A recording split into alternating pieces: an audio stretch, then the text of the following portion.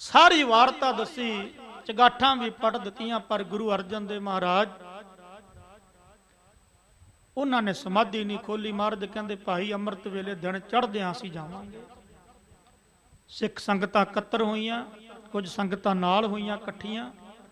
दरबार साहब परिक्रमा करके गुरु रामदास महाराज दे दर ते शीश झुका के अरदास बेनती करके मत्था टेक के गुरु अर्जन देव महाराज सिखां दे समेत ब्रह्म ज्ञानी बाबा बुढ़ा जी, भाई गुरदास जी आदਿਕ इन्हां दे समेत गोविंदवाल साहब वल नूं कूच करन लगे। अमृतसर साहब तो गोविंदवाल साहब नूं कूच कर दिता। गोविंदवाल साहब आ पहुंचे। गुरु अमरदास महाराज दे स्थान ते दर्शन, बौली साहब इशनान, बाबा सुंदर जी दा परिवार, गुरु अमरदास महाराज दा भरप्पा सारा आपस विच मिलिया।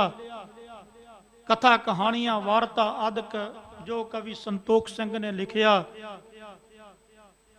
सिमरन दे प्रवाह चले, कीर्तन दा प्रवाह चलिया, कथा दा प्रवाह चलिया।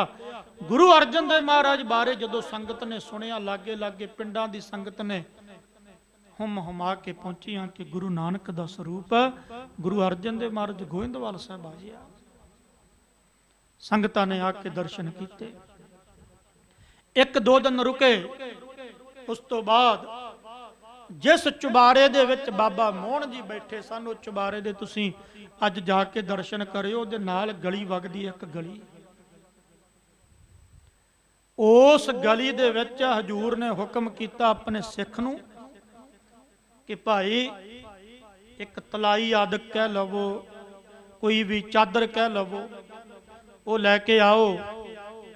सिखां ने आसन दे लई तलाई आदਿਕ लियांदी। हजूर ने अपने हथ दे विच तंबूरा लिया। गुरु अर्जन देव महाराज ने तंबूरा, एक साज है।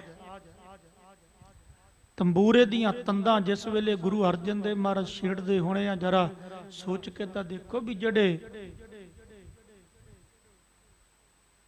जेड़े स्वर्गां दे रागी आ, वो भी गंधर्व रागी की करदे होणगे, की कहंदे होणगे। गुरु अर्जन देव महाराज दे मुख तो बाणी, जिस वेले गुरु नानक बाणी पढ़दे सी ते भाई मरदाना रबाब छेड़दा सी, इतिहास दसदा कि सब जीव जंतु पेड़ पौधे कीले जांदे सी। मिठी बाणी है ना, ते उते खुद अपने मुख तो गुरु अर्जन देव विचार रहे हैं। पंजवें स्वरूप गुरु अर्जन देव महाराज ने हथ विच तंबूरा लिया ते तंबूरे दियां तंदां छेड़ियां। मिठी जी धुन ते मिठी जी आवाज निकली, ठंडी जी पौन ते ठंडी जी हवा चलदी सी। हवा दे इशारे दे देखदियां गुरु अर्जन देव महाराज ने अपने मुखारबिंद तो पहला शब्द उचारिया। गौड़ी राग दे विच आपां पढ़दे हां, मोहन तेरे ऊंचे मंदर महल अपारा। ये ते हुण भाई रागी सिंह ही गा के सुना सकते भी रीत केड़ी आ, ये केड़े राग विच गाउणा, किवें गाउणा। मैं ते उदां तुहानूं कंठ शब्द जो महाराज ने बाणी कंठ करवा दिंदे। पहला शब्द उचारिया, मोहन तेरे उच्चे मंदर महल अपारा। मोहन तेरे सोहन द्वार जियो संत धर्मशाला। आहा, सोहन द्वार अपार ठाकुर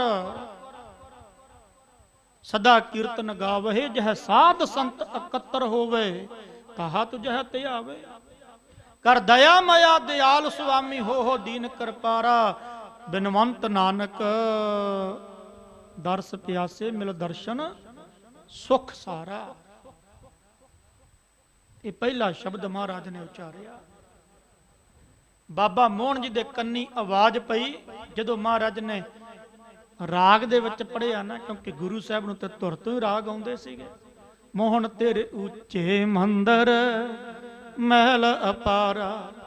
मोहन तेरे सोहन द्वार जियो संत धर्मशाला। सोहन द्वार अपार ठाकुर सदा कीर्तन गावहे। जह साध संत एकत्र होवै, ताहा तुझह ते आवे। आहा, कर दया मया ਕਰ ਦਇਆ ਮਇਆ ਦਿਆਲ ਸੁਆਮੀ ਹੋ ਦੀਨ ਕਰਪਾਰਾ। ਬਿਨਵੰਤ ਨਾਨਕ ਦਰਸ ਪਿਆਸੇ ਮਿਲ ਦਰਸ਼ਨ ਸੁਖ ਸਾਰਾ। ਪਹਿਲਾ ਸ਼ਬਦ ਗੁਰੂ ਅਰਜਨ ਦੇਵ ਮਹਾਰਾਜ ਨੇ ਪੜਿਆ। ਮੇਰਾ ਇਤਿਹਾਸ ਦੱਸਦਾ ਬਾਬਾ ਮੋਹਨ ਜੀ ਨੇ ਤਾਕੀ ਖੋਲੀ, ਉੱਪਰਲੀ ਤਾਕੀ, ਅੱਜ ਵੀ ਦਰਸ਼ਨ ਕਰ ਲਿਓ। ਦੇਖਿਆ ਥੱਲੇ, ਨਿਗਾਹ ਮਾਰੀ, ਮੇਰਾ ਭਾਣਜਾ, ਕਿਉਂਕਿ ਭਾਣਜਾ ਸੀ ਨਾ, ਬੀਬੀ ਭਾਨੀ ਜੀ ਤੇ ਬਾਬਾ ਮੋਹਨ ਜੀ ਭਰਾ ਸਨ, ਭੈਣ ਭਰਾ। ਮੇਰਾ ਭਾਣਜਾ ਬਾਬਾ ਮੋਹਨ ਜੀ ਨਾਲ ਪਰਚਾਵਾ ਲੈਣ ਦੇ ਲਈ, ਜੋ ਇਤਿਹਾਸ ਦੱਸਦਾ ਵੀ ਡੋਲਦਾ ਕਿ ਨਹੀਂ ਡੋਲਦਾ, ਜਾਂ ਪੂਰਾ ਕਿ ਅਧੂਰਾ, ਅੰਦਰ ਕਿੰਨਾ ਕੁ ਟਕਾ, ਅੰਦਰ ਕਿੰਨੀ ਕੁ ਸ਼ਾਂਤੀ, ਅੰਦਰ ਕੋਈ ਭਾਂਬੜ ਤਾਂ ਨਹੀਂਗਾ, ਕਿਉਂਕਿ ਵੱਡੇ ਗੁਰੂ ਸਾਹਿਬਾਨਾਂ ਦੇ ਅੰਦਰ ਸ਼ਾਂਤੀ ਸੀਗੀ। ਪਰਤਿਆਵਾ ਲੈਣ ਦੇ ਲਈ ਬਾਬਾ ਮੋਹਨ ਜੀ ਨੇ ਕੁਝ ਅੱਪ ਬੋਲ ਗੁਰੂ ਅਰਜਨ ਦੇਵ ਮਹਾਰਾਜ ਨੂੰ ਕਹੇ, ਜਿਹੜੇ ਮੈਂ ਆਪ ਸੰਗਤਾਂ ਨਾਲ ਜ਼ਿਆਦਾ ਵੱਡੇ ਪੱਧਰ ਤੇ ਸਾਂਝੇ ਨਹੀਂ ਕਰਾਂਗਾ। ਮੈਂ ਸੋਚਦਾ ਕਿ ਮੇਰੇ ਗੁਰੂ ਦਾ ਕਿਤੇ ਮੇਰੇ ਤੋਂ ਅਪਮਾਨ ਨਾ ਹੋ ਜਾਵੇ। ਇੱਥੋਂ ਤੱਕ ਕਿਹਾ ਬਾਬਾ ਮੋਹਨ ਜੀ ਨੇ, ਅਰਜਨਾ ਮਾਫੀ ਚਾਹਣਾ, ਮੇਰੇ ਲਈ ਧੰਨ ਗੁਰੂ ਅਰਜਨ ਦੇਵ ਮਹਾਰਾਜ, ਬ੍ਰਹਿਮੰਡ ਦੇ ਮਾਲਕ, ਦੀਨਾ ਬੰਧੂ, ਨਿਰਗੁਣ ਸਰਗੁਣ ਸਰੂਪ। ਅਰਜਨਾ ਤੂੰ ਆਪਣੇ ਵੱਡੇ ਭਰਾ ਨਾਲ ਧੋਖਾ ਕੀਤਾ, ਛਲ ਕਪਟ ਕੀਤਾ, ਗੁਰਤਾ ਗੱਦੀ ਤੇ ਤੂੰ ਬੈਠ ਗਿਆ। ਆਪਣੇ ਵੱਡੇ ਭਰਾ ਨੂੰ ਦਿੱਤਾ ਕੁਝ ਨਹੀਂ, ਤੇਰੇ ਵਰਗਾ ਕਪਟੀ ਨਹੀਂ, ਤੇਰੇ ਵਰਗਾ ਛਲੀਆ ਨਹੀਂ, ਬੜਾ ਕੁਝ ਕਿਹਾ। ਪਰ ਨਿਮਰਤਾ ਦੇ ਪੁੰਜ, ਧੰਨ ਗੁਰੂ ਅਰਜਨ ਦੇਵ ਮਹਾਰਾਜ ਦਾ ਸ਼ਾਂਤ ਸੁਭਾਅ, ਅਡੋਲ ਸਮੁੰਦਰ ਦੀ ਨਿਆਈ, ਕਿਉਂਕਿ ਸਾਧੂ ਤੇ ਸਮੁੰਦਰ ਕਦੇ ਮਰਿਆਦਾ ਨਹੀਂ ਟੱਪਦੇ। ਇਹ ਗ੍ਰੰਥਾਂ ਚ ਆਉਂਦਾ, ਜੇ ਸਾਧੂ ਤੇ ਸਮੁੰਦਰ ਮਰਿਆਦਾ ਟੱਪ ਜਾਣ ਤੇ ਨੁਕਸਾਨ ਬਹੁਤ ਹੋ ਜਾਂਦਾ। ਜਦੋਂ ਬਾਬਾ ਮੋਹਨ ਜੀ ਨੇ ਕੁਝ ਅੱਪ ਬੋਲ ਕਹੇ ਨਾ, ਗੁਰੂ ਅਰਜਨ ਦੇਵ ਮਹਾਰਾਜ ਨੂੰ ਮਾੜਾ ਚੰਗਾ ਬੋਲਿਆ, ਤੇ ਗੁਰੂ ਅਰਜਨ ਦੇਵ ਮਹਾਰਾਜ ਨੇ ਤੰਬੂਰੇ ਦੀਆਂ ਤੰਦਾਂ ਨੂੰ ਫੇਰ ਛੇੜਿਆ, ਉਂਗਲਾਂ ਦੇ ਨਾਲ ਤੰਬੂਰਾ ਵਜਾਇਆ ਤੇ ਦੂਸਰਾ ਸ਼ਬਦ ਗਾਉਣ ਲੱਗੇ। ਮੋਹਨ ਤੇਰੇ ਬਚਨ ਅਨੂਪ ਚਾਲ ਨਰਾਲੀ, ਮੋਹਨ ਤੂੰ ਮਨ ਹੈ ਕਿ ਜੀ ਅਵਰ ਸਭ ਰਾਲੀ। ਮੋਹਨ ਤੇਰੇ ਬਚਨ ਬੜੇ ਮਿੱਠੇ, ਤੇਰੀ ਚਾਲ ਬੜੀ ਨਰਾਲੀ। ਮੋਹਨ ਤੇਰੇ ਬਚਨ ਅਨੂਪ ਚਾਲ ਨਰਾਲੀ, ਮੋਹਨ ਤੂੰ ਮਨ ਹੈ ਏਕ ਜੀ ਅਵਰ ਸਭ ਰਾਲੀ। ਮਨ ਹੈ ਤਾਂ ਏਕ ਅਲੇਖ ਠਾਕਰ, ਜਿਨ ਹੈ ਸਭ ਕਲ ਧਾਰੀਆ। ਕਹਿੰਦੇ ਇੱਕ ਨੂੰ ਤੂੰ ਮੰਨਦਾ, ਜਿਨ ਹੈ ਸਭ ਕਲ ਧਾਰੀਆ। ਤੁਧ ਬਚਨ ਗੁਰ ਕੈ ਵਸ ਕੀਆ, ਆਦ ਪੁਰਖ ਬਨਵਾਰੀਆ। ਤੂੰ ਵਸ ਕੀਤਾ, ਗੁਰੂ ਨੂੰ ਵਸ ਕੀਤਾ ਬਾਬਾ ਮੋਹਨ ਜੀ, ਤੇਰੇ ਬਚਨ ਬੜੇ ਮਿੱਠੇ ਆ। ਤੁਧ ਬਚਨ ਗੁਰ ਕੈ ਵਸ ਕੀਆ, ਆਦ ਪੁਰਖ ਬਨਵਾਰੀਆ। ਇਹ ਦੂਸਰਾ ਸ਼ਬਦ ਗੁਰੂ ਅਰਜਨ ਦੇਵ ਮਹਾਰਾਜ ਜੀ ਨੇ ਆਪਣੇ ਮੁਖਾਰ ਬਿੰਦ ਤੋਂ ਇਹ ਉਚਾਰਿਆ। ਤੂੰ ਆਪ ਚੱਲਿਆ, ਆਪ ਰਹਿਆ, ਆਪ ਸਭ ਕਲ ਧਾਰੀਆ। ਬਿਨਵੰਤ ਨਾਨਕ ਪੈਜ ਰੱਖੋ, ਜਨ ਸੇਵਕ ਸਰਨ ਤੁਮਾਰੀਆ। ਜਦੋਂ ਬਾਬਾ ਮੋਹਨ ਜੀ ਨੇ ਬਚਨ ਸੁਣਿਆ ਨਾ ਵੀ ਮੇਰੇ ਭਾਣਜੇ ਵਿੱਚ ਇੰਨੀ ਮਿਠਾਸ, ਇੰਨੀ ਨਿਮਰਤਾ, ਇੰਨਾ ਪਿਆਰ, ਇੰਨਾ ਪ੍ਰੇਮ। ਇਤਿਹਾਸ ਦੱਸਦਾ ਬਾਬਾ ਮੋਹਨ ਜੀ ਉੱਪਰ ਉਤਰ ਕੇ ਥੱਲੇ, ਜੋ ਥੱਲੇ ਆਏ ਨਾ ਤੇ ਸਾਹਮਣੇ ਦੇਖਿਆ ਗੁਰੂ ਅਰਜਨ ਦੇਵ ਮਹਾਰਾਜ ਨੇ ਵੀ ਗੁਰੂ ਸਾਹਿਬ ਆ ਰਹੇ ਆ। ਆਪਣਾ ਬਾਬਾ ਮੋਹਨ ਜੀ ਮੇਰੇ ਮਾਮਾ ਜੀ ਆ, ਕਿਉਂਕਿ ਵੱਡੇ ਸਨ, ਮਾਮਾ ਜੀ ਸੀ, ਗੁਰੂ ਸੁਪੁੱਤਰ ਸੀ, ਬਿੰਦੀ ਸੁਪੁੱਤਰ ਸੀ ਗੁਰੂ ਅਮਰਦਾਸ ਮਹਾਰਾਜ ਦੇ। ਤੇ ਗੁਰੂ ਅਰਜਨ ਦੇਵ ਮਹਾਰਾਜ ਆਸਣ ਤੋਂ ਉੱਠੇ, ਇੱਕਦਮ ਉੱਠ ਕੇ ਸਤਿਕਾਰ ਦੇ ਵਜੋਂ ਅੱਗੇ ਨੂੰ ਗਏ ਵੀ ਮੱਥਾ ਟੇਕਾਂਗੇ। ਪਰ ਬਾਬਾ ਮੋਹਨ ਜੀ ਦੇ ਨੇਤਰਾਂ ਚੋਂ ਪਾਣੀ ਚੱਲ ਪਿਆ, ਮੰਨੋ ਕਿ ਜਿਵੇਂ ਦਰਿਆ ਵਹਿ ਤੁਰਿਆ, ਪਾਣੀ ਚੱਲਿਆ, ਰੋਣ ਲੱਗ ਪਏ। ਜਦੋਂ ਜਾ ਕੇ ਗੁਰੂ ਅਰਜਨ ਦੇਵ ਮਹਾਰਾਜ ਬਾਬਾ ਮੋਹਨ ਜੀ ਦੇ ਚਰਨਾਂ ਨੂੰ ਮੱਥਾ ਟੇਕਣ ਲੱਗੇ ਨਾ, ਤੇ ਬਾਬਾ ਮੋਹਨ ਜੀ ਨੇ ਅੱਗੋਂ ਗਲਵੱਕੜੀ ਚ ਲੈ ਲਿਆ, ਨਹੀਂ ਤੁਸੀਂ ਗੁਰੂ ਨਾਨਕ ਸਰੂਪ ਹੈ। ਗੁਰੂ ਅਰਜਨ ਦੇਵ ਮਹਾਰਾਜ ਕਹਿਣ ਲੱਗੇ, ਨਹੀਂ ਤੁਸੀਂ ਮਾਮਾ ਜੀ ਹੋ, ਗੁਰੂ ਅਮਰਦਾਸ ਮਹਾਰਾਜ ਦੇ ਬਿੰਦੀ ਸੁਪੁੱਤਰ ਜੇ। नहीं थोड़े चैनी निमरता कहन लगे भाणजा धन गुरु अर्जन दे महाराज जे मेरे विच ये चीज नहीं सी तेरे पिता विच ये चीज सी निमरता करके भावना करके सत्कार करके अदब करके हुक्म की पालना करके गुरता गद्दी दा मालिक तेरा पिता बनया। इसे तरह मैं देख लिया कि साडा वड्डा भाणजा प्रिथिया वो गुरता गद्दी दा हकदार नहीं सी भावें मैं प्रत्यावे दे लई तैनूं माड़ा चंगा बोलिया पर तू ते शब्द गा के मेरे मन नूं जित लिया। गल वकड़ी च लिया रिश्ते दे संबंध विच गुरु अर्जन दे मरज भाणजा सी पर गुरु साहब सत्कार करदे सी। गल वकड़ी च लैके बैठ गए। महाराज ने फिर तंबूरे नूं छेड़िया क्योंकि गुरु साहब नूं पता लग्या ना। हजूर ने तीसरा बचन उचारिया मोहन तुद सत संगत ध्यावै दरस ध्याना मोहन जम नेड़ ना आवे तुद जपह न दाना जम काल तिनको लगे है नाही जो एक मन ध्यावहे मन बचन कर्म जे तुद अरद है से सब्बे फल पावहे मल मूत मूड जे मुग्ध होते सो देख दर्श ज्ञाना बिनवंत नानक राज निहचल आद पुरख पूर्ण पुरख भगवाना। ये शब्द उचारिया। चौथा शब्द फिर महाराज ने क्योंकि शब्द चार पूरे करके फिर पूरे शब्द हो जाने सीगे फिर महाराज ने चौथा शब्द उचारिया मोहना तू सफल पड़िया सन परवारे मोहन पुत्र मीत भाई कुटुंब सब नस्तारे।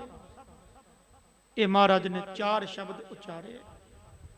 गुरबाणी दे कीर्तन तो बाद सत्कार नाल बाबा मोहन जी अपने गृह विखे लै गए।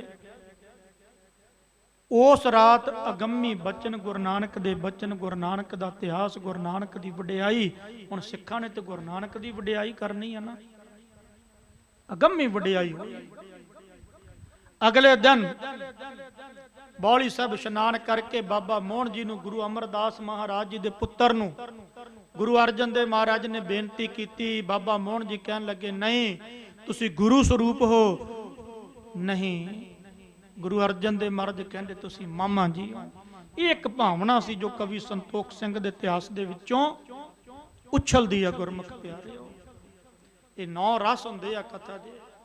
जिथे प्रेम रस आउंदा उन्होंने प्रेम रस भरिया जिथे वीर रस आउंदा उन्होंने वीर रस भरिया जिथे मिठास रस आउंदा उन्होंने मिठास रस भरिया। ये कवि भर सकते आ पुरानी जिहड़े चमटियां वाले अज कहंदे आ भी एक न्यूजीलैंड बैठा बोली जांदा कवि संतोख सिंह दे विरुद्ध बथेरे लगे पे आ पर उन्हां दा कुछ नहीं घटदा जिन्हां ने गुरु नानक दी वडियाई लै लई। रस भरिया कवि संतोख सिंह ने। ये तो लड़ीवार किते कथा होवे ना सूरज प्रकाश दी एक सिंह पढ़दा इधर ते पता घट ही आ एक सिंह अर्थ करदा। ये ब्रज भाषा ज्यादा वरती है। एक दूजे नूं मिले ते फिर बाबा मोहन जी कहन लगे कुछ समा रहो कहंदे नहीं हुण जाना जो तुहाडे पिता और साडे नाना जी ने हुक्म लाया दोता बाणी दा बोझ था वो पूरा करना। पोथियां लईयां मेरा इतिहास दसदा है जिस वेले पालकी साहब दे विच पोथियां विराजमान कर दित्तियां ते साहब श्री गुरु अर्जन देव महाराज जी ने चरना चो जोड़ा ला दिता। बाबा बुढ़ा जी ब्रह्म ज्ञानी भाई गुरदास जी ने बेनती की महाराज रस्ता बड़ा लम्मा पेंडा बड़ा लम्मा। महाराज कहंदे फिर महाराज जोड़ा पा लवो जिवें अज बहुते कह दिंदे ना जोड़े पा के कर लवो धुप बहुत है की हुंदा जोड़े पा के कर लो। चौर साहब नूं सत्कार ने ना साडे अंदर गुरु साहब दे प्रति। ये गुरबाणी ये अगम्मी अबाणी ये अलाही आवाज ये निरंकार दी आवाज है। मैं किसी दिन तुहाडे नाल ये विशा साझा करांगा भी 10 गुरु साहबानां ने गुरबाणी दा सत्कार किद्दां कीता। असीं तां तिल मात्र भी नहीं करदे जो गुरु साहब सत्कार कर गए जो गुरु साहब कर गए। ये गुरबाणी बाबा बुढ़ा जी नूं गुरु अर्जन देव महाराज कहन लगे कहंदे बाबा जी रस्ते दी कोई गल नहीं ਭਾਈ ਗੁਰਦਾਸ ਜੀ ਕਹਿੰਦੇ ਗੁਰੂ ਅਰਜਨ ਦੇਵ ਮਹਾਰਾਜ ਰਸਤੇ ਵਿੱਚ ਕੱਚ ਕੰਡਾ ਕੂੜਾ ਕਰਕਟ ਕੁਝ ਵੀ ਲੱਗ ਸਕਦਾ, ਆਪ ਜੀ ਦੇ ਕਮਲ ਸਰੀਕੇ ਚਰਨਾਂ ਨੂੰ ਗੁਰੂ ਅਰਜਨ ਦੇਵ ਮਹਾਰਾਜ ਨੇ ਜਵਾਬ ਦਿੱਤਾ। ਜਿਸ ਵੇਲੇ ਮੈਂ ਪੜ੍ਹਿਆ ਤੇ ਮੇਰਾ ਮਨ ਭਰ ਗਿਆ। ਗੁਰੂ ਅਰਜਨ ਦੇਵ ਮਹਾਰਾਜ ਕਹਿਣ ਲੱਗੇ, ਭਾਈ ਗੁਰਦਾਸ ਜੀ, ਬ੍ਰਹਮ ਗਿਆਨੀ ਬਾਬਾ ਬੁੱਢਾ ਜੀ, ਮੇਰੇ ਪੈਰਾਂ ਨੂੰ ਮੇਰੇ ਚਰਨਾਂ ਨੂੰ ਲੱਗਿਆ ਹੋਇਆ ਕੰਡਾ, ਲੱਗਿਆ ਹੋਇਆ ਕੱਚ, ਉਹ ਦੁੱਖ ਤਾਂ ਮੈਂ ਸਹਿ ਲਵਾਂਗਾ, ਪਰ ਗੁਰੂ ਸਾਹਿਬ ਨੂੰ ਪਾ ਕੇ ਜੋੜਾ ਕੀਤਾ ਹੋਇਆ ਚੌਰ ਸਾਹਿਬ। ਮਹਾਰਾਜ ਕਹਿਣ ਲੱਗੇ, ਮੈਂ ਵੀ ਲੇਖਾ ਜੋਖਾ, ਮੇਰਾ ਵੀ ਲੇਖਾ ਜੋਖਾ ਬਣ ਜਾਵੇਗਾ। ਹਾਲਾਂਕਿ ਗੁਰੂ ਲੇਖੇ ਜੋਖੇ ਤੋਂ ਪਰੇ ਹੈ, ਪਰ ਗੁਰੂ ਦਾ ਇਸ਼ਾਰਾ ਸੀ ਸਾਡੇ ਵੱਲ। ਹੁਣ ਜਿਵੇਂ ਗੁਰੂ ਅਰਜਨ ਦੇਵ ਮਹਾਰਾਜ ਦੀ ਬਾਣੀ ਪੜ੍ਹਦੇ ਆਪਾਂ, ਜਪ ਤਪ ਸੰਜਮ ਧਰਮ ਨਾ ਕਵਾਇਆ, ਸੇਵਾ ਸਾਧਨਾ ਜਾਣਿਆ ਹਰ ਰਾਇਆ, ਕਹੋ ਨਾਨਕ ਮਨੀਚ ਕਰਮਾ ਸਰਨ ਪਰੇ ਕੀ ਰੱਖੋ ਸਰਮਾ। ਕਿ ਗੁਰੂ ਨੇ ਜਪ ਤਪ ਨਹੀਂ ਕਮਾਇਆ? ਗੁਰੂ ਤੇ ਜਪੀ ਹੈ, ਗੁਰੂ ਤੇ ਤਪੀ ਹੈ, ਗੁਰੂ ਤੇ ਸੰਜਮੀ ਹੈ, ਗੁਰੂ ਤੇ ਧਰਮੀ ਹੈ, ਪਰ ਉਹ ਸਮਝਾਉਣਾ ਸਾਨੂੰ। ਮਹਾਰਾਜ ਕਹਿੰਦੇ ਮੈਂ ਜੋੜਾ ਪਾ ਕੇ ਨਹੀਂ ਕੀਤਾ। ਚੌਰ ਸਾਹਿਬ ਗੋਇੰਦਵਾਲ ਸਾਹਿਬ ਤੋਂ ਚੱਲੇ, ਖਡੂਰ ਸਾਹਿਬ ਆਏ।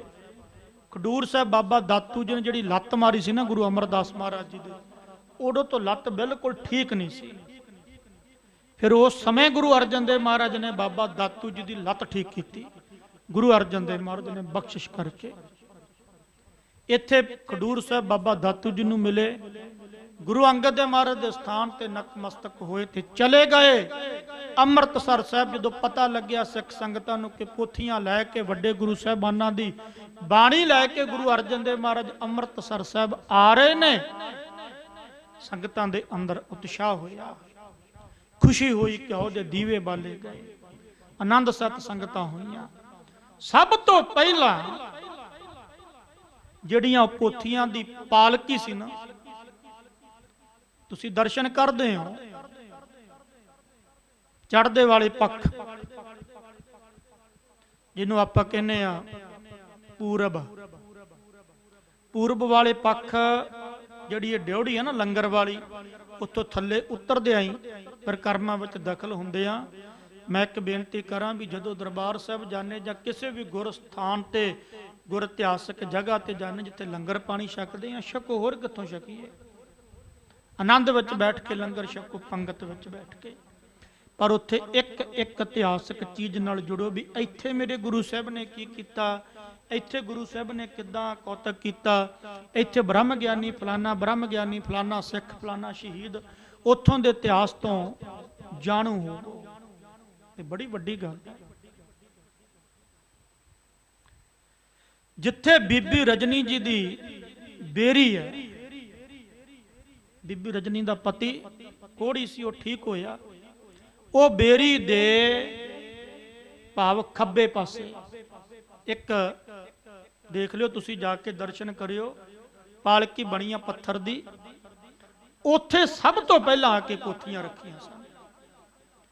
ਕੁਝ ਸਮਾਂ ਉੱਥੇ ਬੈਠੇ, ਪੂਰੀ ਰਾਤ, ਇੱਕ ਦਿਨ ਪੂਰੀ ਰਾਤ ਕਹਿੰਦੇ ਉੱਥੇ ਕੀਰਤਨ ਹੋਇਆ, ਕਿਉਂਕਿ ਬਾਣੀ ਆਈ ਸੀ ਵੱਡੇ ਗੁਰੂ ਸਾਹਿਬਾਨਾਂ ਦੀ।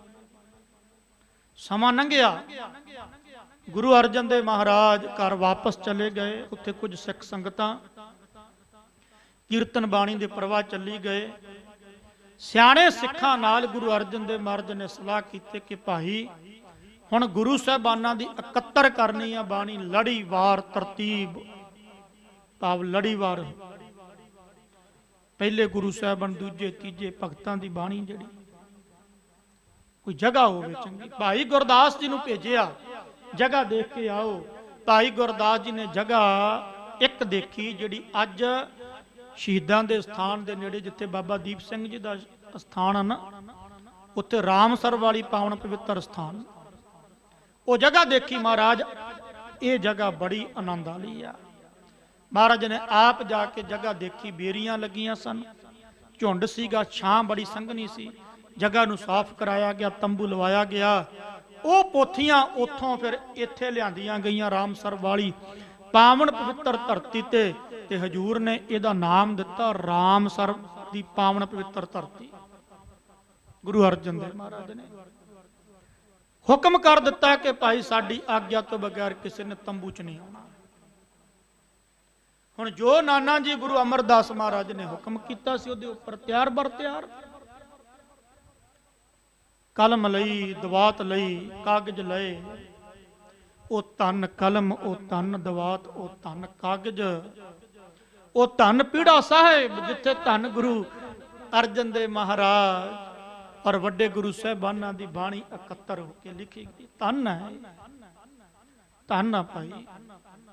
ਭਾਈ ਗੁਰਦਾਸ ਨੇ ਬਾਣੀ ਲਿਖਣੀ ਸ਼ੁਰੂ ਕਰ ਦਿੱਤੀ। ਬ੍ਰਹਮ ਗਿਆਨੀ ਸਨ ਤੇ ਗੁਰੂ ਅਰਜਨ ਦੇਵ ਮਹਾਰਾਜ ਬਾਣੀ ਲਿਖਵਾਉਣ ਲੱਗ ਪਏ। ਤਰਤੀਬਵਾਰ, ਲੜੀਵਾਰ, ਇਕਸਾਰ, ਰਾਗਾਂ ਦੇ ਸਹਿਤ। ਪਹਿਲਾ ਰਾਗ ਸ੍ਰੀ ਰਾਗ, ਮਾਝ ਰਾਗ ਆਦਿਕ ਜਿਵੇਂ ਰਾਗ ਆਉਂਦੇ ਆ, ਇਹ ਰਾਗਾਂ ਦੇ ਸਹਿਤ ਸਾਰੀ ਬਾਣੀ ਗੁਰੂ ਸਾਹਿਬ ਲਿਖਦੇ ਗਏ। ਮੇਰਾ ਇਤਿਹਾਸ ਦੱਸਦਾ ਗੁਰਬਾਣੀ ਲਿਖਦਿਆਂ ਲਿਖਦਿਆਂ ਉੱਥੇ 15 ਭਗਤ ਪ੍ਰਗਟ ਹੋਏ। ਇਹ ਕਵੀ ਸੰਤੋਖ ਸਿੰਘ ਨੇ ਦਰਜ ਕੀਤਾ। ਜਿਹੜੇ 15 ਭਗਤ ਨਾ, ਭਗਤ ਧੰਨਾ ਜੀ, ਭਗਤ ਰਵਿਦਾਸ ਜੀ, ਭਗਤ ਕਬੀਰ ਜੀ, ਭਗਤ ਫਰੀਦ ਜੀ, ਭਗਤ ਪੀਪਾ ਜੀ, ਭਗਤ ਸੈਣੀ ਜੀ, ਭਗਤ ਨਾਮਦੇਵ ਜੀ ਆਦਿਕ 15 ਭਗਤ ਪ੍ਰਗਟ ਹੋਏ। ਮਹਾਰਾਜ ਆਪ ਕਿਰਪਾ ਕਰੋ, ਸਾਨੂੰ ਪਤਾ ਲੱਗਿਆ ਕਿਉਂਕਿ ਜਿਹੜੇ ਬ੍ਰਾਹਮਣ ਲੋਕ ਆ ਇਹ ਛੋਟੀਆਂ ਜਾਤਾਂ ਵਿੱਚੋਂ ਸਨ ਕੁਝ ਭਗਤ, ਕਿਉਂਕਿ ਜਾਤ ਪਾਤ ਨਹੀਂ ਹੁੰਦੀਗੀ, ਪਰ ਇਹ ਬ੍ਰਾਹਮਣਾਂ ਨੇ 4 ਵਰਨ ਬਣਾਏ ਸਨ। ਸਾਡੀ ਬਾਣੀ ਨੂੰ ਇਨਕਾਰ ਦਿੱਤਾ, ਸਾਨੂੰ ਇਨਕਾਰ ਦਿੱਤਾ ਵੀ ਤੁਸੀਂ ਸ਼ੂਦਰ ਹੋ। ਮਹਾਰਾਜ ਕਹਿਣ ਲੱਗੇ ਭਾਈ ਗੁਰੂ ਨਾਨਕ ਦੀ ਜਗ੍ਹਾ ਤੇ, ਗੁਰੂ ਨਾਨਕ ਦੇ ਘਰ ਦੇ ਵਿੱਚ ਕੋਈ ਜਾਤ ਪਾਤ ਨਹੀਂ।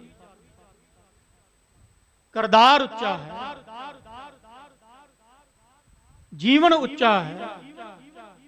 ਚੰਗੀ ਕੁੱਲ ਦੇ ਵਿੱਚੋਂ ਜਨਮ ਲੈ ਕੇ ਜੇ ਜੀਵਨ ਮਾੜਾ ਤੇ ਉਹ ਸ਼ੂਦਰ, ਚੰਗੀ ਕੁੱਲ ਦੇ ਵਿੱਚ ਜਨਮ ਲੈ ਕੇ ਜੇ ਜੀਵਨ ਮਾੜਾ ਤੇ ਉਹ ਮਾੜਾ ਬੰਦਾ, ਉਹ ਭੈੜਾ ਬੰਦਾ।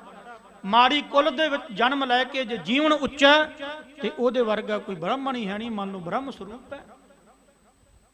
15 ਭਗਤਾਂ ਨੇ ਪ੍ਰਗਟ ਹੋ ਕੇ ਵਾਰ-ਵਾਰ ਬਾਣੀ ਲਿਖਵਾਈ, ਉਹ ਬਾਣੀ ਦਰਜ ਕੀਤੀ ਗਈ।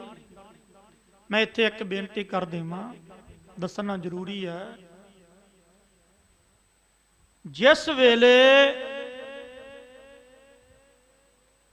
ਇੱਕ ਭਾਈ ਸੱਤਾ ਤੇ ਬਲਵੰਡਾ, ਉਹਨਾਂ ਦੀ ਵਾਰ ਆਪਾਂ ਪੜ੍ਹਦੇ ਆ ਨਾ, ਰਾਮਕਲੀ ਰਾਗ ਦੇ ਵਿੱਚ ਸੱਤੇ ਤੇ ਬਲਵੰਡੇ ਦੀ ਵਾਰ। ਸੱਤੇ ਤੇ ਬਲਵੰਡੇ ਦੀ ਵਾਰ ਕਿਉਂ ਲਿਖੀ ਗਈ ਸੀ, ਮੈਂ ਸੰਖੇਪ ਵਿੱਚ ਬੇਨਤੀ ਕਰਾਂ। ਕਿਉਂਕਿ ਇਹਨਾਂ ਨੇ ਆਪਣੀ ਭੈਣ ਦਾ ਵਿਆਹ ਰੱਖਿਆ ਸੀ ਤੇ ਇਹਨਾਂ ਨੇ ਜਾ ਕੇ ਗੁਰੂ ਅਰਜਨ ਦੇਵ ਮਹਾਰਾਜ ਨੂੰ ਬੇਨਤੀ ਕੀਤੀ, ਕਿਉਂਕਿ ਗੁਰੂ ਨਾਨਕ ਦੇ ਘਰ ਦੇ ਰਾਗੀ ਸੀਗੇ, ਆਸਾ ਦੀ ਵਾਰ ਪੜਿਆ ਕਰਦੇ ਸੀ, ਸਤਿਕਾਰ ਬਹੁਤ ਸਿੱਖ ਸੰਗਤ ਕਰਦੀ ਸੀ, ਜਿਵੇਂ ਅੱਜ ਵੀ ਰਾਗੀਆਂ ਦਾ ਸਤਿਕਾਰ ਚਾਹੀਦਾ। ਭੈਣ ਦਾ ਵਿਆਹ ਰੱਖਿਆ, ਮਹਾਰਾਜ ਜੀ ਕਿਰਪਾ ਕਰੋ, ਮਾਇਆ ਦੀ ਜ਼ਰੂਰਤ ਆ। ਮਹਾਰਾਜ ਕਹਿੰਦੇ ਭਾਈ ਸਵੇਰ ਨੂੰ ਜੋ ਚੜਾਵਾ ਚੜੇਗਾ ਗੁਰੂ ਰਾਮਦਾਸ ਦੇ ਦਰ ਤੇ ਉਹ ਸਾਰਾ ਤੁਹਾਡਾ। ਤੇ ਅਗਲੇ ਦਿਨ ਚੜਾਵਾ ਚੜਿਆ 100 ਰੁਪਈਆ। ਉਹਨਾਂ ਸਮਿਆਂ ਦਾ 100 ਰੁਪਈਆ ਅੱਜ ਦਾ ਮੇਰੇ ਖਿਆਲ ਦੇ ਵਿੱਚ ਮੈਨੂੰ ਇਉਂ ਲੱਗਦਾ ਵੀ 5 ਲੱਖ ਤੋਂ ਵੱਧ ਹੋਵੇ ਤੇ ਹੋਵੇ, ਕਿਉਂਕਿ ਮੇਰੇ ਬਜ਼ੁਰਗ ਦੱਸਦੇ ਆ ਵੀ ਆ 50 ਸਾਲ ਪਹਿਲਾਂ ਉਹ ਇੱਕ ਆਨਾ ਲੈ ਕੇ ਜਾਂਦੇ ਸਨ। ਇੱਕ ਆਨਾ, ਇੱਕ ਆਨੇ ਵਿੱਚ ਮੇਰੇ ਖਿਆਲ 4 ਪੈਸੇ ਹੁੰਦੇ ਆ ਤੇ 4 ਆਨਿਆਂ ਦਾ 16 ਆਨਿਆਂ ਦਾ ਮੇਰੇ ਖਿਆਲ 1 ਰੁਪਈਆ ਹੁੰਦਾ, ਇਦਾਂ ਦਾ ਕੁਛ। ਇੱਕ ਆਨਾ ਦੱਸਦੇ ਆ ਬਜ਼ੁਰਗ ਵੀ ਇੱਕ ਆਨੇ ਦੇ ਵਿੱਚ ਮੇਲਾ ਦਿਖਾਉਂਦੇ ਹੁੰਦੇ ਸੀ, ਬਥੇਰਾ ਕੁਝ ਖਾ ਪੀ ਆਉਂਦੇ ਹੁੰਦੇ ਸੀਗੇ। ਮੈਨੂੰ ਲੱਗਦਾ 100 ਰੁਪਈਆ ਬੜਾ ਜ਼ਿਆਦਾ, ਪਰ ਇਹਨਾਂ ਨੇ ਅਗਲੇ ਦਿਨ ਆ ਕੇ, ਕਿਉਂਕਿ ਹੰਕਾਰ ਸੀ, ਕੁਝ ਵਿਦਿਆ ਦਾ ਹੰਕਾਰ ਵੀ ਹੋ ਜਾਂਦਾ, ਕਹਿੰਦੇ ਮਹਾਰਾਜ ਸਾਨੂੰ ਸਿਰਫ 100 ਰੁਪਈਆ ਹੀ। ਮਹਾਰਾਜ ਕਹਿੰਦੇ ਭਾਈ 100 ਤੇ ਬੇਅੰਤ ਹੈ, ਜਿੰਨਾ ਮਰਜ਼ੀ ਸਮਾਨ ਰਸਤ ਵਸਤ ਲੈ ਆਓ, ਜੇ ਘਟੇਗਾ ਅਸੀਂ ਬੈਠੇ ਆ। ਕਹਿੰਦੇ ਸਾਨੂੰ ਨਹੀਂ ਚਾਹੀਦਾ। ਮਹਾਰਾਜ ਨੇ ਜਵਾਬ ਦਿੱਤਾ। ਅਗਲੇ ਦਿਨ ਗੁਰੂ ਰਾਮਦਾਸ ਮਹਾਰਾਜ ਦੇ ਦਰ ਤੇ ਆਸਾ ਦੀ ਵਾਰ ਦਾ ਕੀਰਤਨ ਨਹੀਂ ਹੋਇਆ। ਮਹਾਰਾਜ ਨੇ ਸਿੱਖ ਸੰਗਤਾਂ ਨੂੰ ਭੇਜਿਆ, ਇਹਨਾਂ ਨੇ ਜਵਾਬ ਦਿੱਤਾ। ਭਾਈ ਗੁਰਦਾਸ ਜੀ, ਬ੍ਰਹਮ ਗਿਆਨੀ ਬਾਬਾ ਬੁੱਢਾ ਜੀ ਗਏ, ਇਹਨਾਂ ਨੇ ਜਵਾਬ ਦਿੱਤਾ। ਗੁਰੂ ਅਰਜਨ ਦੇਵ ਖੁਦ ਗਏ ਤੇ ਇਹਨੇ ਅੱਗੋਂ ਕੁੰਡਾ ਨਹੀਂ ਖੋਲਿਆ। ਭਾਈ ਸੱਤਾ ਤੇ ਬਲਵੰਡਾ ਬੋਲੇ, ਕਹਿੰਦੇ ਜੇ ਤੁਹਾਡੇ ਵੱਡਿਆਂ ਨਾਲ ਸਾਡੇ ਵੱਡੇ ਭਾਈ ਮਰਦਾਨਾ ਜੀ ਗੁਰੂ ਨਾਨਕ ਨਾ ਹੁੰਦੇ, ਗੁਰੂ ਨਾਨਕ ਨਾਲ, ਤੇ ਕਿਹਨੇ ਪੁੱਛਣਾ ਸੀ ਗੁਰੂ ਨਾਨਕ ਨੂੰ। ਇੰਨੀ ਗੱਲ ਸੁਣੀ ਮਹਾਰਾਜ ਗੁਰੂ ਅਰਜਨ ਦੇਵ ਮਹਾਰਾਜ ਕਹਿਣ ਲੱਗੇ, ਕਹਿੰਦੇ ਉਹ ਸੱਤਿਆ, ਉਹ ਬਲਵੰਡ, ਸਾਨੂੰ ਜੋ ਮਰਜ਼ੀ ਕਹਿ ਲੈਂਦਾ, ਪਰ ਤੂੰ ਵੱਡਿਆਂ ਦੀ ਨਰਾਦਰੀ ਕੀਤੀ ਉਹ ਸਾਡੇ ਤੋਂ ਸਹੀ ਨਹੀਂ ਜਾਣੀ। ਜਿਸ ਜ਼ੁਬਾਨ ਨਾਲ ਨਰਾਦਰੀ ਕੀਤੀ ਆ, ਇਸੇ ਜ਼ਬਾਨ ਤੇ ਕੋੜ ਚੱਲੇਗਾ, ਸਰੀਰ ਫਟ ਜਾਵੇਗਾ। ਔਰ ਬਚਨ ਕੀਤਾ ਕਿ ਜਿਹੜਾ ਇਹਨਾਂ ਨੂੰ ਭਾਈ ਬਖਸ਼ਾਉਣ ਆਵੇਗਾ ਮੂੰਹ ਕਾਲਾ ਕਰਕੇ, ਗਲ ਵਿੱਚ ਛਿੱਤਰਾਂ ਦਾ ਹਾਰ ਪਾ ਕੇ ਗੱਡੇ ਤੇ ਚੜ੍ਹ ਕੇ ਸਾਡੇ ਕੋਲੇ ਆਵੇ। ਫਿਰ ਇਹ ਥਾਂ ਥਾਂ ਭੜਕਦੇ ਰਹੇ। ਇਹ ਭਾਈ ਲੱਦਾ ਪਰਉਪਕਾਰੀ ਲਾਹੌਰ ਦੇ ਵਿੱਚ ਰਹਿੰਦਾ ਸੀ। ਇਹਨੂੰ ਪਤਾ ਲੱਗਿਆ ਇਹਨਾਂ ਨੂੰ, ਮੈਂ ਸੰਖੇਪ ਵਿੱਚ ਬੇਨਤੀ ਕਰਾਂ, ਉੱਥੇ ਗਏ। ਫਿਰ ਭਾਈ ਲੱਦੇ ਨੇ ਪਹਿਲਾਂ ਕੁੰਡਾ ਨਹੀਂ ਖੋਲਿਆ ਸੀਗਾ, ਮੂੰਹ ਕਾਲਾ ਕੀਤਾ, ਗਲ ਵਿੱਚ ਛਿੱਤਰਾਂ ਦਾ ਹਾਰ ਪਾਇਆ ਤੇ ਉੱਥੋਂ ਲਾਹੌਰ ਤੋਂ ਜਲੂਸ ਦੇ ਰੂਪ ਦੇ ਵਿੱਚ ਅੰਮ੍ਰਿਤਸਰ ਸਾਹਿਬ ਆਏ। ਜਦੋਂ ਢੋਲ ਵੱਜਿਆ, ਮਹਾਰਾਜ ਕਹਿੰਦੇ ਕੌਣ ਆ ਰਿਹਾ? ਕਹਿੰਦੇ ਜੀ ਲੱਗਦਾ ਲੱਦਾ ਪਰਉਪਕਾਰੀ। ਦੇਖਿਆ ਮਹਾਰਾਜ ਨੇ ਛਾਤੀ ਨਾਲ ਲਾਇਆ, ਲੱਦਿਆ ਤੈਨੂੰ ਇਹ ਕੁਝ ਕਰਨ ਦੀ ਲੋੜ ਹੀ ਨਹੀਂ ਸੀ, ਤੂੰ ਉਦਾਂ ਹੀ ਆ ਜਾਂਦਾ ਸੀ, ਬਖਸ਼ ਦਿੰਦੇ। ਨਾ ਮਹਾਰਾਜ, ਤੇਰਾ ਹੁਕਮ ਸੀ, ਹੁਕਮ ਪਹਿਲ ਦੇ ਆਧਾਰ ਤੇ ਆ। ਮਹਾਰਾਜ ਬਖਸ਼ ਦਿਓ ਇਹਨਾਂ ਨੂੰ, ਸੱਤੇ ਤੇ ਬਲਵੰਡੇ ਨੂੰ। ਫਿਰ ਭਾਈ ਸੱਤੇ ਤੇ ਬਲਵੰਡੇ ਨੂੰ ਗੁਰੂ ਸਾਹਿਬ ਨੇ ਕਿਹਾ ਵੀ ਜਿਹੜੇ ਮੁਖ ਨਾਲ ਨਿੰਦਿਆ ਕੀਤੀ ਆ ਨਾ, ਉਸੇ ਮੁਖ ਨਾਲ ਵਡਿਆਈ ਕਰੋ। ਫਿਰ ਭਾਈ ਸੱਤੇ ਤੇ ਬਲਵੰਡੇ ਦੀ ਵਾਰ ਜਿਹੜੀ ਗੁਰਬਾਣੀ ਵਿੱਚ ਗੁਰੂ ਸਾਹਿਬ ਨੇ ਦਰਜ ਕੀਤੀ। ਇੱਧਰ 4 ਭਗਤ ਰਹਿੰਦੇ ਸਨ।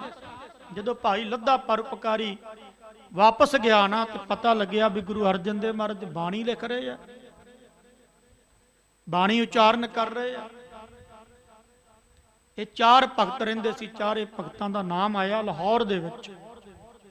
ਇਹਨਾਂ ਨੂੰ ਥੋੜਾ ਜਿਹਾ ਵਿਦਿਆ ਦਾ ਹੰਕਾਰ ਸੀ, ਕਿਉਂਕਿ ਵਿਦਿਆ ਪੜ੍ਹ ਕੇ ਕਦੇ ਹੰਕਾਰ ਨਹੀਂ ਕਰਨਾ ਚਾਹੀਦਾ।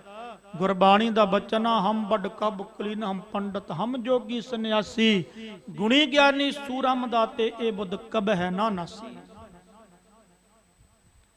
ਮੇਰੇ ਵਰਗੀ ਵਿਦਿਆ ਕਿਹਦੇ ਕੋਲੇ ਆ? ਮੇਰੇ ਵਰਗਾ ਸੰਨਿਆਸੀ ਕੌਣ ਆ? ਮੇਰੇ ਵਰਗਾ ਗੁਣੀ ਗਿਆਨੀ ਕੌਣ ਆ? ਮੇਰੇ ਵਰਗਾ ਸਾਧੂ ਕੌਣ ਆ? ਮੇਰੇ ਵਰਗਾ ਸੰਤ ਕੌਣ ਆ? ਹੰਕਾਰ ਆ ਜਾਂਦਾ। ਇਹ ਸੂਖਸ਼ਮ ਹਉਮੈ ਆ। ਇਹਨਾਂ ਨੂੰ ਵਿਦਿਆ ਦਾ ਹੰਕਾਰ ਸੀ। ਇਹਨਾਂ ਨੂੰ ਪਤਾ ਲੱਗਿਆ, ਇਹ ਭਾਈ ਲੱਦੇ ਨੂੰ ਮਿਲੇ, ਕਹਿਣ ਲੱਗੇ ਸੁਣਿਆ ਗੁਰੂ ਨਾਨਕ ਦੇ ਸਰੂਪ ਗੁਰੂ ਅਰਜਨ ਦੇਵ ਮਹਾਰਾਜ ਬਾਣੀ ਇਕੱਤਰ ਕਰ ਰਹੇ ਆ। ਕਹਿੰਦੇ ਹਾਂ। ਸੁਣਿਆ ਭਗਤ ਵੀ ਆਏ ਆ? ਕਹਿੰਦੇ ਹਾਂ। ਕਹਿੰਦੇ ਅਸੀਂ ਵੀ ਆਪਣੀ ਬਾਣੀ ਲਿਖਵਾ ਆਈਏ। ਭਾਈ ਲੱਦਾ ਜੀ ਕਹਿੰਦਾ ਵੀ ਚਲੇ ਜਾਓ ਅੰਮ੍ਰਿਤਸਰ ਸਾਹਿਬ ਦੀ ਪਾਵਨ ਪਵਿੱਤਰ ਧਰਤੀ ਤੇ। ਇਹ 4 ਭਗਤ, ਭਗਤ ਕਾਨਾ ਜੀ, ਭਗਤ ਛੱਜੂ ਜੀ, ਭਗਤ ਪੀਲੋ ਜੀ, ਭਗਤ ਸ਼ਾਹ ਹੁਸੈਨ ਜੀ, ਇਹ 4 ਲਾਹੌਰ ਤੋਂ ਚੱਲੇ ਰੱਥ ਤੇ ਚੜ ਕੇ ਆਏ। ਇੱਥੇ ਰਾਮਸਰ ਵਾਲੀ ਪਾਵਨ ਪਵਿੱਤਰ ਧਰਤੀ ਤੇ ਪਹੁੰਚ ਗਏ। ਤੰਬੂ ਲੱਗਿਆ। ਸਿੱਖ ਸੰਗਤਾਂ ਨੂੰ ਪਤਾ ਚੱਲਿਆ। ਸਿੱਖ ਸੰਗਤਾਂ ਦੇ ਵਿੱਚੋਂ ਇੱਕ ਸੇਵਕ ਅੱਗੇ ਜਾ ਰਿਹਾ ਸੀ। ਉਹਨੇ ਜਾ ਕੇ ਗੁਰੂ ਅਰਜਨ ਦੇਵ ਮਹਾਰਾਜ ਨੂੰ ਬੇਨਤੀ ਕੀਤੀ, ਮਹਾਰਾਜ 4 ਭਗਤ ਲਾਹੌਰ ਤੋਂ ਚੱਲ ਕੇ ਆਏ ਆ, ਗੁਰੂ ਸਾਹਿਬ ਤੇ ਗਿਆਤੇ ਸੀ। ਉਹ ਕਹਿੰਦੇ ਅਸੀਂ ਆਪਣੀ ਬਾਣੀ ਲਿਖਵਾਉਣੀ ਆ। ਮਹਾਰਾਜ ਕਹਿੰਦੇ ਭਾਈ ਭੇਜ ਦਿਓ ਉਹਨਾਂ ਨੂੰ। ਇਹ 4 ਆਏ। ਇਹਨਾਂ ਨੇ ਰਾਮ ਰਾਮ ਦੀ ਧੁਨ ਉਚਾਰੀ। ਮਹਾਰਾਜ ਨੇ ਰਾਮ ਰਾਮ ਕਿਹਾ। ਇਹਨਾਂ ਨੇ ਕੋਈ ਮੱਥਾ ਨਹੀਂ ਟੇਕਿਆ, ਕਿਉਂਕਿ ਜਿਹੜਾ ਮੇਰੇ ਵਰਗਾ ਗਿਆਨੀ ਹੋ ਜਾਂਦਾ ਨਾ, ਉਹ ਹੰਕਾਰੀ ਵੀ ਹੋ ਜਾਂਦਾ। ਮੇਰੇ ਕੋਲ ਤਾਂ ਵਿਦਿਆ ਹੈ।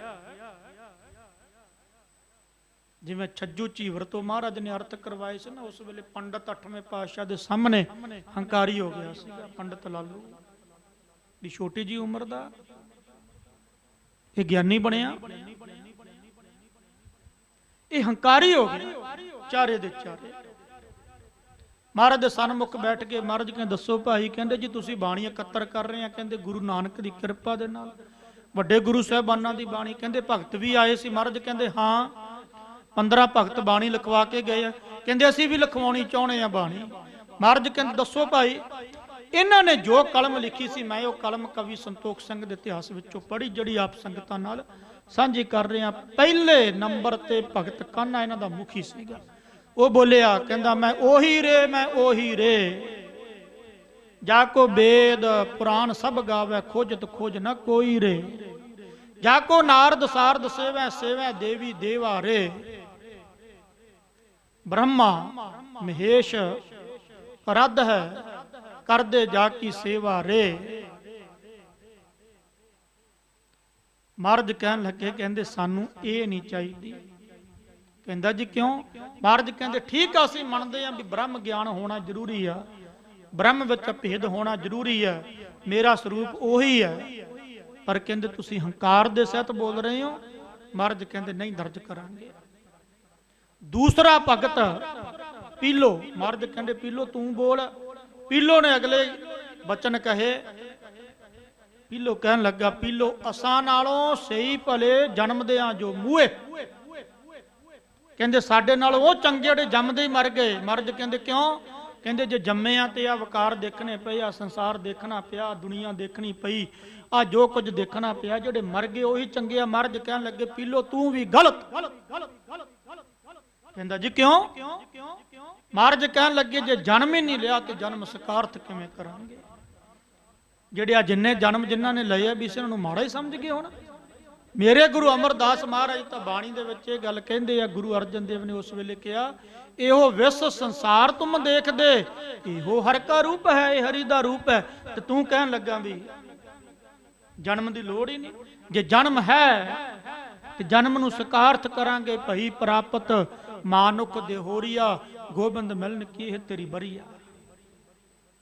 ਜਨਮ ਦੀ ਲੋੜ ਹੈ। ਮਹਾਰਾਜ ਨੇ ਉਹ ਵੀ ਰੱਦ ਕਰ ਦਿੱਤਾ। ਮਹਾਰਾਜ ਕਹਿਣ ਲੱਗੇ ਤੀਸਰੇ ਨੂੰ ਤੂੰ ਬੋਲ ਭਾਈ। ਛੱਜੂ ਬੋਲਿਆ, ਕਹਿਣ ਲੱਗਾ ਕਾਗਦ ਸੰਧੀ ਪੂਤਲੀ ਤਉ ਨਾ ਤ੍ਰਿਆ ਨਿਹਾਰ। ਉਹਦਾ ਕਹਿਣ ਤੋਂ ਅਰਥ ਸੀ, ਕਹਿਣ ਲੱਗਾ ਜੀ ਭਾਵੇਂ ਕਾਗਜ਼ ਦੀ ਪੂਤਲੀ ਪੁੱਤਰੀ, ਕਾਗਜ਼ ਦੀ ਭਾਵ ਇਸਤਰੀ, ਤ੍ਰਿਆ ਕਹਿੰਦੇ ਇਸਤਰੀ ਨੂੰ, ਕਾਗਜ਼ ਦੀ ਇਸਤਰੀ ਵੀ ਕਿਉਂ ਨਾ ਬਣੀ ਹੋਵੇ ਤੇ ਪਰ ਫੇਰ ਵੀ ਬੰਦਾ ਇਸਤਰੀ ਨੂੰ ਤੱਕੇ ਨਾ। ਮਹਾਰਾਜ ਕਹਿਣ ਲੱਗੇ ਤੂੰ ਵੀ ਗਲਤ। ਕਿਉਂ? ਮਹਾਰਾਜ ਕਹਿਣ ਲੱਗੇ ਮੇਰਾ ਗੁਰੂ ਨਾਨਕ ਕਹਿਣ ਲੱਗਾ ਸੋ ਕਿਉ ਮੰਦਾ ਆਖੀਐ ਜਿਤ ਜੰਮੈ ਰਾਜਾਨ। ਛੱਜੂ ਤੂੰ ਕਿੱਥੋਂ ਜਨਮ ਲਿਆ? ਤੂੰ ਵੀ ਤੇ ਮਾਂ ਦੇ ਪੇਟ ਵਿੱਚੋਂ ਹੀ ਆਇਆ, ਮਾਂ ਦੇ ਗਰਭ ਵਿੱਚੋਂ ਹੀ ਆਇਆ। ਇੰਨੀ ਈਰਖਾ ਇਸਤਰੀ ਦੇ ਨਾਲ? ਮਹਾਰਾਜ ਕਹਿਣ ਲੱਗੇ ਅਸੀਂ ਬੀਬੀ ਨਾਲ ਇਸਤਰੀ ਨਾਲ ਈਰਖਾ ਨਹੀਂ ਕਰਦੇਗੇ। ਤੂੰ ਵੀ ਗਲਤ। ਤੂੰ ਬੋਲ। ਚੌਥਾ ਸ਼ਾਹ ਹੁਸੈਨ ਬੋਲਿਆ, ਕਹਿੰਦਾ ਚੁੱਪ ਵੇ ਅੜਿਆ, ਚੁੱਪ ਵੇ ਅੜਿਆ, ਬੋਲਣ ਦੀ ਨਹੀਂ ਜਾਏ ਵੇ ਅੜਿਆ। ਮਹਾਰਾਜ ਕਹਿੰਦੇ ਤੂੰ ਕਹਿੰਦਾ ਬੋਲਣ ਦੀ ਲੋੜ ਹੀ ਨਹੀਂ। ਕਹਿਣ ਲੱਗਾ ਹਾਂ। ਸ਼ਾਹ ਹੁਸੈਨ ਕਹਿਣ ਲੱਗਾ ਬਹੁਤਾ ਬੋਲਣ ਦੀ ਕੀ ਲੋੜ ਆ? ਮਹਾਰਾਜ ਕਹਿੰਦੇ ਹਾਂ ਅਸੀਂ ਮੰਨਦੇ ਹਾਂ ਬਹੁਤਾ ਬੋਲਣ ਚੱਖਣ ਹੋਏ, ਪਰ ਤੂੰ ਕਹਿੰਦਾ ਮੌਨ ਹੀ ਧਾਰਨਾ। ਕਹਿੰਦਾ ਮੌਨ ਧਾਰ ਕੇ ਬੈਠੇ ਰਹੋ। ਮਹਾਰਾਜ ਕਹਿਣ ਲੱਗੇ ਮੇਰੇ ਗੁਰੂ ਨਾਨਕ ਨੇ ਖੰਡਨ ਕਰ ਦਿੱਤਾ ਪਹਿਲੀ ਪੌੜੀ ਦੇ ਵਿੱਚ, ਸੋਚਿਆ ਸੋਚ ਨਾ ਹੋਵੇ ਜੇ ਸੋਚੀ ਲੱਖ ਵਾਰ, ਚੁੱਪੈ ਚੁੱਪ ਨਾ ਹੋਵੇ ਜੇ ਲਾਏ ਰਹਾ ਲਿਵਤਾਰ। ਕਹਿਣ ਲੱਗੇ ਨਹੀਂ, ਇਹ ਚਾਰੇ ਭਗਤਾਂ ਦੀ ਬਾਣੀ ਜਿਹੜੇ ਹੰਕਾਰ ਸਹਿਤ ਆਏ ਸਨ, ਕਾਨਾ, ਪੀਲੋ, ਛੱਜੂ, ਸ਼ਾਹ ਹੁਸੈਨ, ਗੁਰੂ ਅਰਜਨ ਦੇਵ ਮਹਾਰਾਜ ਨੇ ਦਰਜ ਨਹੀਂ ਕੀਤੀ। ਇਹਨਾਂ ਨੇ ਹੰਕਾਰ ਸਹਿਤ ਗੁਰੂ ਅਰਜਨ ਦੇਵ ਮਹਾਰਾਜ ਨੂੰ ਕਬੋਲ ਬੋਲ ਬੋਲੇ ਤੁਹਾਡਾ ਕੁਝ ਨਹੀਂ ਰਹਿਣਾ। ਮਹਾਰਾਜ ਕਹਿਣ ਲੱਗੇ ਓਏ ਕਾਨਿਆ ਤੂੰ ਇੰਨਾ ਹੰਕਾਰੀ ਆ, ਇੰਨਾ ਹੰਕਾਰ ਸਹਿਤ ਬੋਲਦਾ, ਸਾਡਾ ਤੇ ਪਤਾ ਨਹੀਂ ਕੀ ਹੋਣਾ ਕੀ ਨਹੀਂ ਹੋਣਾ। ਪਰ ਮਹਾਰਾਜ ਕਹਿੰਦੇ ਤੂੰ ਲਾਹੌਰ ਹੀ ਨਹੀਂ ਪਹੁੰਚਣਾ। ਇਤਿਹਾਸ ਦੱਸਦਾ ਵੀ ਇੱਥੋਂ ਚੜੇ ਰੱਥ ਦੇ ਉੱਪਰ ਲਾਹੌਰ ਦੇ ਨੇੜੇ ਪਹੁੰਚੇ, ਬਹੁਤ ਜ਼ੋਰ ਦੀ ਕਾਲੀ ਬੋਲੀ ਹਨੇਰੀ ਆਈ, ਰੱਥ ਦਾ ਪਹੀਆ ਟੁੱਟਿਆ, ਇਹਦਾ ਸਿਰ ਜਾ ਕੇ ਪੱਥਰ ਨਾਲ ਵੱਜਿਆ ਤੇ ਕਹਿੰਦੇ ਨਾਨੇ ਭਗਤ ਦਾ ਉੱਥੇ ਹੀ ਭੋਗ ਪੈ ਗਿਆ ਸੀਗਾ। ਇਹ ਚਾਰਾਂ ਦੀ ਬਾਣੀ ਗੁਰੂ ਸਾਹਿਬ ਨੇ ਦਰਜ ਨਹੀਂ ਕੀਤੀ। ਫਿਰ ਆਪਾਂ ਸ਼ਬਦ ਪੜ੍ਹਦੇ ਹਾਂ, ਯਾਦ ਰੱਖਿਓ। ਦੋ ਪੰਡਤ ਰਹਿੰਦੇ ਸਨ, ਪੰਡਤ ਹਰੀ ਲਾਲ ਤੇ ਪੰਡਤ ਕ੍ਰਿਸ਼ਨ ਲਾਲ। ਇਹ ਦੋਵੇਂ ਭਰਾ ਸੀ। ਇਹ ਪੰਡਤ ਗੋਪਾਲ ਦੱਤ ਦੇ ਪੁੱਤਰ ਸਨ। ਕਾਂਸ਼ੀ ਦੇ ਰਹਿਣ ਵਾਲੇ ਸੀ। ਇਹਨਾਂ ਦੇ ਮਨ ਨੂੰ ਸ਼ਾਂਤੀ ਨਹੀਂ ਆ ਰਹੀ ਸੀ, ਇਹਨਾਂ ਦੇ ਮਨ ਨੂੰ ਟਿਕਾ ਨਹੀਂ ਆ ਰਿਹਾ ਸੀ। ਬੜਾ ਯਤਨ ਕੀਤਾ, ਬੜੇ ਮੰਤਰ ਪੜ੍ਹੇ, ਬੜੇ ਵੇਦਾਂ ਦੀਆਂ ਧੁਨਾਂ ਉਚਾਰੀਆਂ, ਬਹੁਤ ਹੀ ਕੋਸ਼ਿਸ਼ ਕੀਤੀ, ਗਾਇਤਰੀ ਦੇ ਪਾਠ ਪੜ੍ਹੇ, ਪਰ ਮਨ ਨੂੰ ਸ਼ਾਂਤੀ ਨਹੀਂ ਆ ਰਹੀ ਸੀ। ਇਹਨਾਂ ਨੇ ਆਪਣੇ ਵੱਡਿਆਂ ਵਡੇਰਿਆਂ ਦਾ ਪੁਸਤਕਾਲਿਆ, ਜਿਵੇਂ ਆਪਾਂ ਕਹਿ ਦਿੰਦੇ ਲਾਇਬ੍ਰੇਰੀ, ਜਿੱਥੇ ਗ੍ਰੰਥ ਆਪਾਂ ਰੱਖਦੇ ਆ ਉਹਨੂੰ ਲਾਇਬ੍ਰੇਰੀ ਕਹਿ ਦਿੰਦੇ ਅੱਜ ਦੀ ਭਾਸ਼ਾ ਦੇ ਵਿੱਚ, ਪੁਸਤਕਾਲਿਆ ਫਰੋਲਿਆ। ਉੱਥੇ ਇਹਨਾਂ ਦੇ ਹੱਥ ਵਿੱਚ 4 ਸ਼ਬਦ ਲੱਗੇ।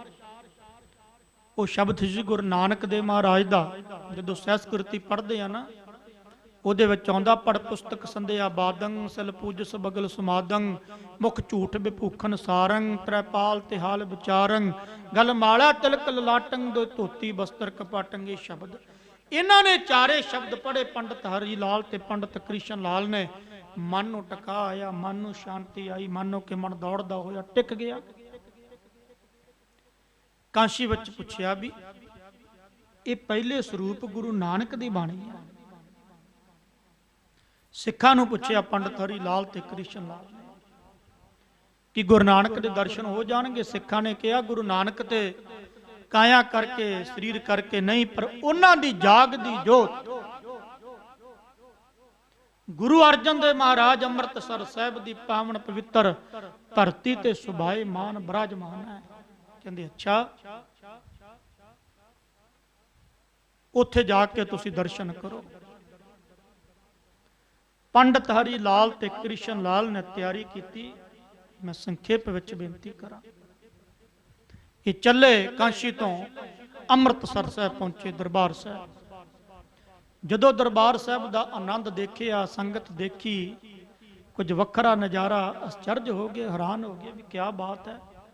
ਜਦੋਂ ਗੁਰੂ ਦੇ ਦਰਸ਼ਨ ਕੀਤੇ ਗੁਰੂ ਅਰਜਨ ਦੇਵ ਮਹਾਰਾਜ ਦੇ, ਤੇ ਖੇੜੀ ਕੁਝ ਵੱਖਰੀ। ਦਰਸ਼ਨ ਕਰਦਿਆਂ ਹੀ ਸੁਧ ਕੀ ਨਾ ਸੁਧ ਰਹੀ, ਬੁੱਧ ਕੀ ਨਾ ਬੁੱਧ ਰਹੀ, ਧਿਆਨ ਮੈਂ ਨਾ ਧਿਆਨ ਹੈ। ਕੁਝ ਵੱਖਰਾ ਆਨੰਦ, ਕੁਝ ਵੱਖਰਾ ਖੇੜਾ, ਅਚਰਜ ਖੇੜ ਬਣ ਗਈ। ਹਜੂਰ ਦੇ ਚਰਨਾਂ ਤੇ ਮੱਥਾ ਟੇਕਿਆ। ਮਹਾਰਾਜ ਕਿਰਪਾ ਕਰੋ, ਰਹਿਮਤ ਕਰੋ। ਮਹਾਰਾਜ ਕਹਿਣ ਲੱਗੇ ਕਿੱਥੋਂ? ਮਹਾਰਾਜ ਪੰਡਤ ਹਰੀ ਲਾਲ ਤੇ ਕ੍ਰਿਸ਼ਨ ਲਾਲ। ਚਾਰੇ ਸ਼ਬਦ ਮਹਾਰਾਜ ਦੇ ਸਨਮੁਖ ਰੱਖੇ। ਮਹਾਰਾਜ ਨੇ ਪੜਿਆ, ਛਾਤੀ ਨੂੰ ਲਾਇਆ। ਕਹਿੰਦੇ ਤੇ ਗੁਰੂ ਨਾਨਕ ਦੀ ਬਾਣੀ ਆ। ਹਾਂ ਮਹਾਰਾਜ, ਜਿਵੇਂ ਤੁਹਾਡੇ ਵੱਡਿਆਂ ਨੇ ਸਾਡੇ ਵੱਡਿਆਂ ਦਾ ਉਧਾਰ ਕੀਤਾ, ਕਿਰਪਾ ਕਰਕੇ ਰਹਿਮਤ ਕਰੋ, ਬਖਸ਼ਿਸ਼ ਕਰੋ, ਸਾਡਾ ਵੀ ਉਧਾਰ ਕਰ ਦਿਓ। ਬਾਣੀ ਉਚਾਰੋ।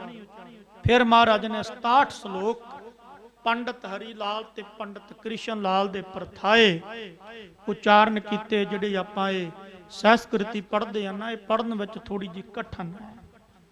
ਆਮ ਗ੍ਰੰਥੀ ਸਿੰਘ ਨਹੀਂ ਪੜ੍ਹ ਸਕਦਾ, ਸੰਥਿਆ ਦੀ ਜ਼ਰੂਰਤ। ਕਤੰਚ ਮਾਤਾ ਕਤੰਚ ਪਿਤਾ, ਕਤੰਚ ਮਾਤਾ ਕਤੰਚ ਪਿਤਾ, ਕਤੰਚ ਬਣਤਾ ਬੰਦੋਦ ਸੁਤ ਹੈ, ਕਤੰਚ ਭਰਾਤ ਮੀਤ ਬੰਧਵ, ਕਤੰਚ ਮੋਹ ਕੁਟੰਬ ਅਤੇ। ਇਹ 67 ਸ਼ਲੋਕ ਗੁਰੂ ਸਾਹਿਬ ਨੇ ਸੰਸਕ੍ਰਿਤੀ ਵਿੱਚ ਉਚਾਰੇ। ਇਉਂ ਗੁਰੂ ਅਰਜਨ ਦੇਵ ਮਹਾਰਾਜ ਨੇ ਮਹਾਨ ਕਿਰਪਾ ਕੀਤੀ। ਚਾਰ ਵੇਦਾਂ ਨੇ ਚਾਰ ਚਾਰ ਰੂਪ ਧਾਰਨ ਕੀਤੇ। ਟਕਸਾਲ ਇਹ ਗੱਲ ਮੰਨਦੀ ਹੈ, ਕਹਿੰਦੇ 16 ਰੂਪਾਂ ਦੇ ਵਿੱਚ 16 ਭੱਟ ਤੇ 17ਵਾਂ ਭਿੱਖੇ ਕੇ ਆਪ, ਇਹ 17 ਭੱਟਾਂ ਦੀ ਬਾਣੀ ਗੁਰਬਾਣੀ ਵਿੱਚ ਦਰਜ ਹੈ। ਹਾਂ, ਕਈ ਸੰਸਥਾਵਾਂ 11 ਮੰਨਦੀਆਂ, ਪਰ ਟਕਸਾਲ 17 ਭੱਟ ਮੰਨਦੀ ਹੈ। ਜੋ ਸਾਨੂੰ ਪੜਾਇਆ ਗਿਆ, ਮੈਂ ਉਹੀ ਆਪ ਸੰਗਤਾਂ ਨਾਲ ਸਾਂਝਾ ਕਰਨਾ। ਉਹ ਚਾਰੇ ਵੇਦ ਵੀ ਚਾਰ ਚਾਰ ਰੂਪਾਂ ਦੇ ਵਿੱਚ 16 ਇਹ ਹੋ ਗਏ। ਉਹਨਾਂ ਨੇ ਆ ਕੇ ਗੁਰੂ ਸਾਹਿਬ ਦੇ ਦਰਸ਼ਨ ਕੀਤੇ। ਭੱਟਾਂ ਦਾ ਰੂਪ ਧਾਰਨ ਕਰਕੇ ਉਹਨਾਂ ਨੇ ਪੰਜੇ ਗੁਰੂ ਸਾਹਿਬਾਨਾਂ ਦੀ ਵਡਿਆਈ ਕੀਤੀ। ਉਹ ਗੁਰੂ ਅਰਜਨ ਦੇਵ ਮਹਾਰਾਜ ਨੇ ਗੁਰੂ ਗ੍ਰੰਥ ਸਾਹਿਬ ਮਹਾਰਾਜ ਵਿੱਚ ਬਾਣੀ ਦਰਜ ਕੀਤੀ। ਇਸ ਤੋਂ ਇਲਾਵਾ ਉਥਾਨਕਾਂ ਤੇ ਬਹੁਤ ਜ਼ਿਆਦਾ ਸ਼ਬਦਾਂ ਦੀਆਂ, ਗੁਰੂ ਅਰਜਨ ਦੇਵ ਮਹਾਰਾਜ ਦੇ ਸ਼ਬਦਾਂ ਦੀਆਂ ਉਥਾਨਕਾਂ, ਗੁਰੂ ਰਾਮਦਾਸ ਮਹਾਰਾਜ ਦੇ ਸ਼ਬਦਾਂ ਦੀਆਂ ਉਥਾਨਕਾਂ, ਗੁਰੂ ਅਮਰਦਾਸ ਮਹਾਰਾਜ ਦੇ ਸ਼ਬਦਾਂ ਦੀ ਉਥਾਨਕਾਂ, ਇਹ ਬਹੁਤ ਜ਼ਿਆਦਾ। ਇਉਂ ਗੁਰੂ ਸਾਹਿਬਾਨਾਂ ਦੀ ਬਾਣੀ ਇਕੱਤਰ ਕਰਕੇ ਧੰਨ ਗੁਰੂ ਅਰਜਨ ਦੇਵ ਮਹਾਰਾਜ ਨੇ ਸਾਡੇ ਲਈ ਇੱਕ ਮਹਾਨ ਗੁਰਬਾਣੀ ਦਾ ਜਹਾਜ਼ ਰਚਿਆ, ਜਿਸ ਜਹਾਜ਼ ਦੇ ਲੜ ਲੱਗ ਕੇ ਅੱਜ ਕਲਯੁਗੀ ਜੀਵਾਂ ਦਾ ਉਧਾਰ ਹੋ ਰਿਹਾ। ਔਰ ਸਭ ਸਿੱਖਣ ਕੋ ਹੁਕਮ ਹੈ ਗੁਰੂ ਮਾਨਿਓ ਗ੍ਰੰਥ, ਗੁਰੂ ਗ੍ਰੰਥ ਜੀ ਮਾਨਿਓ ਪ੍ਰਗਟ ਗੁਰਾਂ ਕੀ ਪ੍ਰਗਟ ਹੈ। ਵਾਹਿਗੁਰੂ ਨਾਮ ਜਹਾਜ਼ ਹੈ ਚੜੇ ਸੋ ਉਤਰੇ ਪਾਰ, ਜੋ ਸ਼ਰਧਾ ਕਰ ਸੇਵਨ ਦੇ ਗੁਰ ਪਾਰ ਉਤਾਰਨ। ਜਿਨ੍ਹਾਂ ਨੇ ਸ਼ਰਧਾ ਦੇ ਨਾਲ ਸੇਵਿਆ, ਯਾਦ ਕੀਤਾ, ਉਹ ਪਾਰ ਹੋ।